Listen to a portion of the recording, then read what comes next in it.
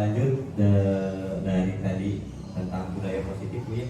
Dimana yang akan saya bahas di sini tentang posisi kontrol guru. Dimana kita sebagai guru memiliki posisi kontrol yang kuat terhadap siswa, Bu ya.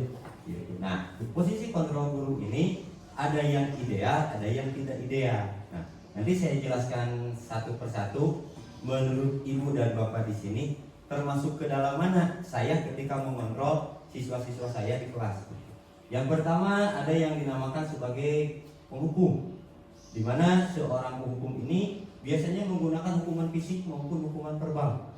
Jadi guru itu, Bu, ketika ada kesalahan siswa, yang pertama muncul di pikirannya itu menghukum siswa tersebut, baik secara fisik maupun secara verbal. Kamu itu salah, silakan kamu lari keliling lapangan. Atau kamu itu salah, silakan tulis bab sebanyak 3 halaman atau 4 halaman. Itu guru yang motivasinya sebagai penghukum. Kemudian yang kedua ada pembuat rasa bersalah. Pada posisi ini biasanya guru yang akan bersuara lebih lembut. Kamu itu tahu salah, ya? Kamu itu bersalah. Tahu kesalahan kamu apa? Nah, itu ciri-ciri guru yang membuat rasa bersalah, sehingga timbul dari benak siswa itu, oh iya Pak, saya salah. Saya tahu Pak, saya salah. Seperti itu. Nah, biasanya dilakukan pembuat merasa bersalah ini berceramah dengan menunjukkan kekecewaan siswa tersebut secara mendalam. Jadi ditunjukkan ke siswa tersebut apa kesalahan, bagaimana efek-efeknya, bagaimana akibatnya ketika dia kesalahan yang dia buat itu. Kemudian yang ketiga ada lagi guru pada posisi sebagai teman. Jadi dia kata tadi Bu itu ada win-win solution gitu. Jadi tidak menyalahkan guru juga tidak menyalahkan siswa. Jadi mana nih solusi terbaiknya gitu.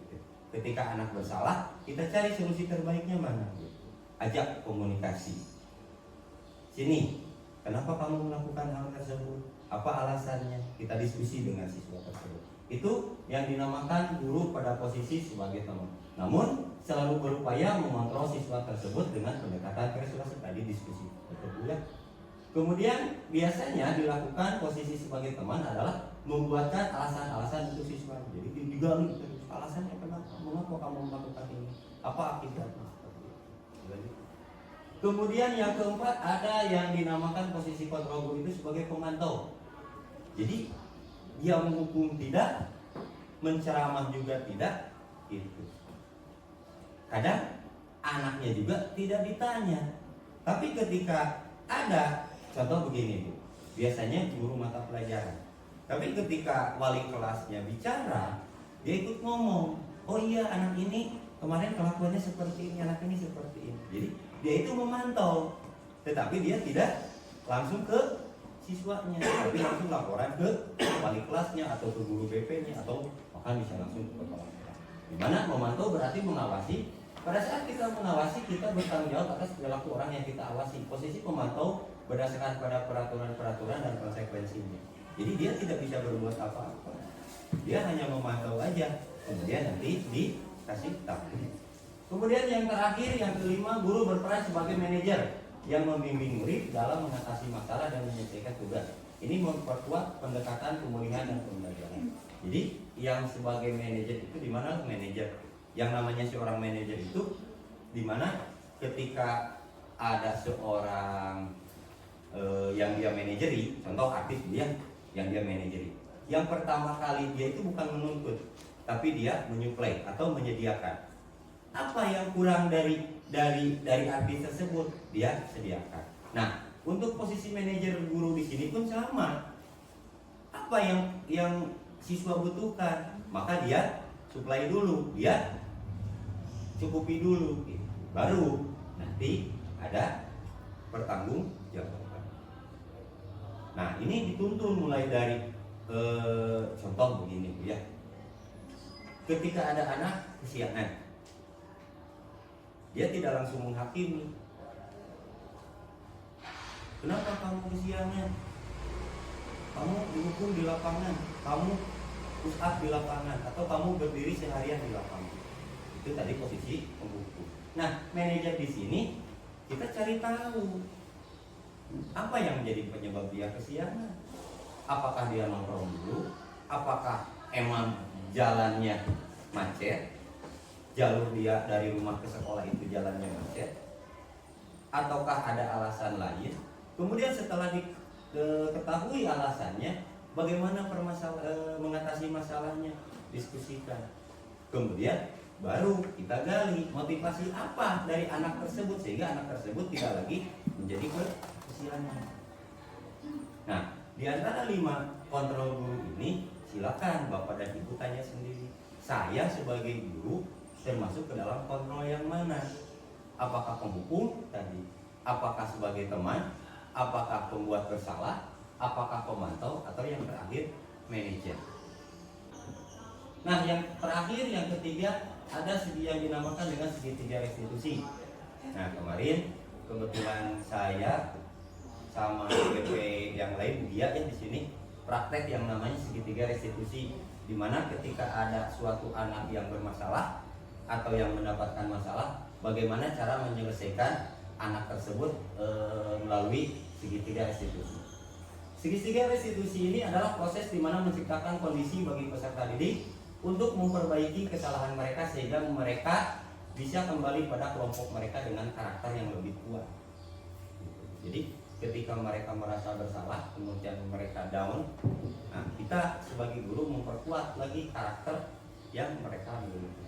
Nah, segitiga restitusi ini terbagi menjadi 3 tahap ya. Yang pertama ada stabilkan identitas, yang kedua ada validasi tindakan yang salah, dan yang ketiga ada menanyakan keyakinan kelas. Nah, di mana contohnya seperti ini Bu. Ketika Ibu mengadakan stabilkan identitas, maka yang Ibu lakukan terhadap siswa yang bersalah itu, apa yang kamu lakukan itu salah. Dan Bapak pernah melakukan hal itu. Saya atau Ibu pernah melakukan itu, atau orang lain pun pernah melakukan itu. Jadi anak tidak langsung mampu. Kamu salah, kamu tahu kamu itu salah, kamu harus dihukum. Anak sudah down duluan. Ya kan, anak juga langsung membenci guru yang menghukum tersebut. Nah, tapi ketika kita ngobrol dengan anak, contoh ada anak yang kesiangan, tanya, kenapa kamu kesiangan? Oh iya Pak, saya. Kamu tahu nggak? Kamu kesiangan itu salah apa? Nah, banyak kok yang lain juga kesalahan. Cuman yang lain bertanggung jawab. Kamu bertanggung jawab atau tidak? Nanti ada lanjutannya seperti itu kan Bu. Kemudian yang kedua ada validasi tindakan yang salah. Nah, contoh pernyataannya, kamu pasti punya alasan mengapa kamu melakukan hal itu. Jadi ditanya alasannya, kenapa kamu melakukan hal itu? Pak, saya mah nongkrong dulu Pak di jalan. Apakah nongkrong itu? Baik dulu kamu. Kadang-kadang anak ditanya gitu kan, nggak mungkin anak polos-polos sama. Iya Pak, baik. Ya pasti anak jawab, iya Pak, tidak baik. Seperti itu kan Bu. Kemudian yang terakhir ada menanyakan keyakinan kelas. Jadi apa nilai-nilai yang telah kita sepakati dan sepakati kelas yang telah dibuat. Tadi kan Ibu sudah membuat kesepakatan kelas. Nah, ada siswa yang melanggar, tanyakan keyakinan. Dulu kan kamu yang bicara, kamu yakin bahwa kesepakatan ini telah kita buat. Kenapa sekarang kamu langgar? Apa yang kamu langgar? Silakan kamu cari sendiri. Itu kan? Jadi anak cari, oh iya yang saya langgar itu gini. Nanti di akhirnya ditanya, apakah kamu akan mengulanginya lagi? Tidak. Nah, nanti ketika kamu melakukan secara terus menerus, nanti ke depannya kamu seperti apa? Contoh kalau bolos duit atau kesiangan tidak masuk, oh iya Pak, nanti saya kalau bolos saya tidak masuk pelajaran, otomatis saya tidak bisa dalam pelajaran yang bolos tadi. Jadi anak yang akan menjawab sendiri, bukan kita Bu yang nyeroskan. Kalau kamu tidak masuk nanti kamu tidak akan bisa pelajaran ini. Tapi anak sendiri yang mengungkapkan. Jadi kita ini hanya fasilitator Bu ya. Anak yang memegang kendali. Jadi kita yang memegang kendali, anak yang kita kendalikan. Jadi sekarang itu kebalik seperti tadi kata Bu. Jadi kalau dulu mah pendidikan itu atau pembelajaran itu berpusat pada guru. Jadi guru yang menerangkan, guru yang ceramah. Tapi kalau sekarang kebalik Bu. Pembelajaran berpusat pada siswa. Jadi kita hanya fasilitator.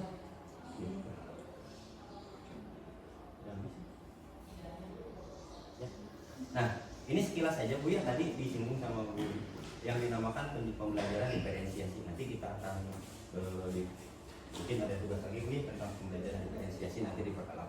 Ini hanya sekilas saja Bu ya. Jadi menurut pendapat saya kemarin ketika saya guru penggerak, yang nama pembelajaran berdiferensiasi itu pembelajaran berpusat pada anak itu seperti ini Bu. Jadi seperti tadi karakter anak itu berbeda-beda Bu ya. Ada yang anak sukanya bola, ada yang anak sukanya menggambar, ada anak yang sukanya olahraga. Nah, kita bagi kelompok, anak yang suka olahraga mana, anak yang suka menggambar mana, anak yang suka olahraga mana. Nah, kita bikin suatu rancangan pembelajaran yang berpihak pada mereka. Contoh yang suka olahraga, ibu menerangkan tentang matematika, itu kan, anak itu senangnya sama Persib. Nah, sini Persib itu pemainnya ada berapa sih? 11 Pak. Nah, 11 orang. Kalau ditambah sama cadangannya berapa? Cadangannya ada 11 Pak. Jadi 22 orang. Oh, 22 orang ya. Nah, dari 22 orang itu kalau dibagi dua nanti, jadi yang 11 mainnya sebagai lawan, yang 11 mainnya sebagai lawan. Berapa? Karena kan berhitung Bu. Oh iya Pak, yang 11 ya. Jadi 22 dibagi 2 itu anak akan antusias Bu. Kemudian yang tadi yang suka gambar sama, kamu gambarkan buah apa? Gambar buah apa? Ini Pak, bagus, wah bagus gambarnya. Karena kita tidak boleh menjudge Bu ya, anak. Oh bagus gambar apa? Karena gambar apa yang dipotong 2, anaklah gambar lagi yang dipotong 2. Kemudian kamu gambar lagi apa yang dipotong jadi 4. Itu kan maksudnya pecahan dari 1/2, 1/4. Nah, seperti itu Bu, mungkin sekilas tentang pembelajaran diferensiasi itu. Jadi kita itu belajar sekarang itu bukannya lagi zamannya kita yang bicara kepada anak seperti apa. Jadi kita hanya memberikan pertanyaan pemantik, nanti anak yang gali informasi sendiri. Bahkan itu pun yang diajarkan kalau nggak salah yang ada dalam kurikulum Merdeka saat ini Bu ya.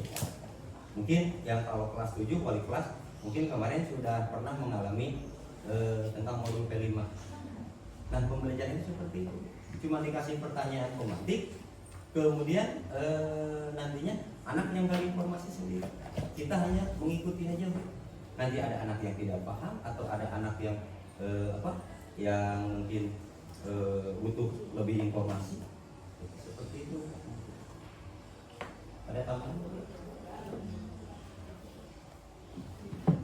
Ya mungkin dari informasi dari saya pun dicukupkan sekian. Mudah-mudahan apa yang saya sampaikan ini bisa bermanfaat bagi ibu dan bapak. Mudah-mudahan bisa merubah mindset ibu dan bapak bagaimana kita menghadapi pendidikan untuk saat ini. Seperti itu ya. Terima kasih. Assalamualaikum warahmatullahi wabarakatuh. Waalaikumsalam warahmatullahi wabarakatuh.